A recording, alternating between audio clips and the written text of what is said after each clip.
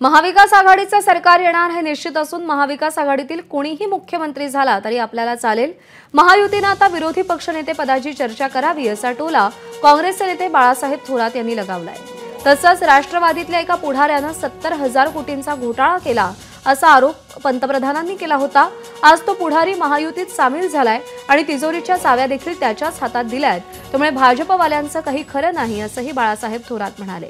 त्याशिवाय महायुतीला बहीण लाडकी नाही तर सत्ता लाडकी आहे अशी टीकाही त्यांनी केली आहे। आघाडीचं सरकार येणार आहे, आमचा कुणीही मुख्यमंत्री झाला तर मला चालतो बरं का, काही अडचण नाही। परंतु एक गोष्ट लक्षात घ्या, मुख्यमंत्री पदाची चर्चा होते ती फक्त आघाडीचीच होती का नाही रे, युतीची झाली का? त्यांनी विरोधी पक्ष नेते पदाची चर्चा करावी। शेवटी लोकप्रतिनिधी चांगला देणं ही सगळ्यात मोठी जबाबदारी तुम्हाला पार पाडायची, हे लक्षात ठेवा।